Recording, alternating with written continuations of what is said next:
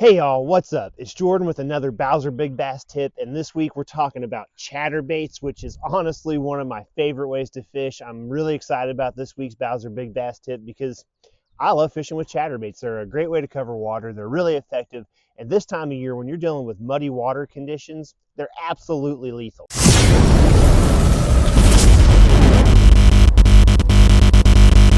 Video we're going to talk about color selection, weight selection, what kind of line I like to use, rod and reel setup, and I'll even go over a few techniques with you. So the first thing we should probably discuss is weight selection, because between weight selection and color selection, that's probably going to be the first two things you guys look at anyways. So when it comes to my weight selection this time of year with muddy water, I'm looking for something aggressive. I'm looking to displace a bunch of water. I'm looking to cover a bunch of water. I'm looking to move relatively quickly. So I want to stick to a 3/8 ounce to a 1/2 ounce weight chatterbait. Now, don't get me wrong, whenever it gets into the later part of the year, whenever you start talking about summer and warmer water and clearer water and all that stuff, I absolutely will throw something lighter, something more finessey.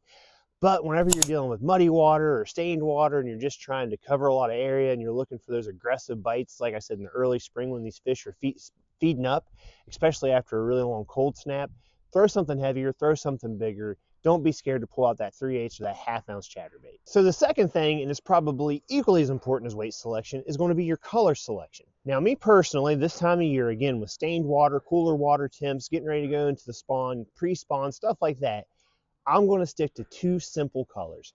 I really like black and blue and red. I keep it that simple. Now, don't get me wrong. Again, whenever you move into that later part of the year, summertime, warmer waters, clearer water, stuff like that, I'll absolutely throw a green pumpkin or something with chartreuse and white.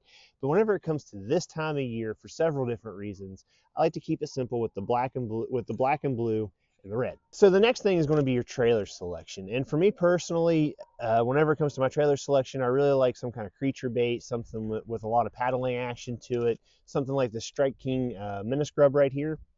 Whenever it comes to my color selection, typically 99% of the time, I just stick to whatever color the chatterbait is. If I'm throwing a red chatterbait, I want a red trailer. If I'm throwing a black and blue chatterbait, I want a black and blue trailer. However, tomorrow, I'm going to be going fishing. I want to try something new. The water conditions are muddy, cooler water, obviously. So I'm going to try this clearer one here, and I'm going to cover it up with a little bit of this red marker and see if I can get some kind of different reaction out of them. And I'm going to show you how to do it here in just a second.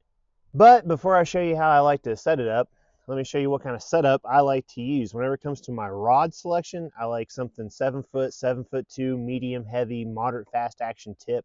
When it comes to my reel, I'm going to stick to something slower, something in the 6s. I'm not going to go into the 7s, and I think 5s are too slow. So like a 6/8 to 1 would work perfect. When it comes to my line selection, I'm going to stick to fluorocarbon. Like I've said before in other videos, anytime I'm not throwing like something like top water, I'm going to be throwing a fluorocarbon line. And whenever it comes to chatterbaits, I like to stay between like a 14 and an 18-pound test. So finally, let's get this thing rigged up, tied on, and see if I can catch a fish with it tomorrow. And whenever it comes to tying it on, I like to use just a simple Palomar knot like this one here. And we're not really going to zoom in on it a whole lot, but I've done several videos on Palomar knots. I'm even going to fast forward through this so you guys don't have to painfully watch me tie a Palomar knot. Always wet your knot. Okay, and then trim up the excess.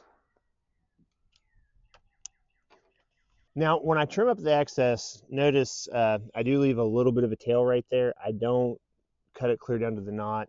There's no reason to. The fish didn't see this part of the line. They're not going to see this little bit of line.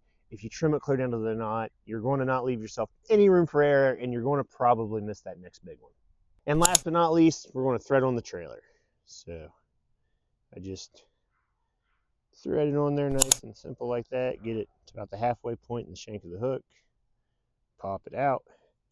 Now, if I had some super glue, which I usually do, I'd add a dab of super glue there just so I wouldn't go through as many trailers tomorrow, but I just used my last little bit of super glue.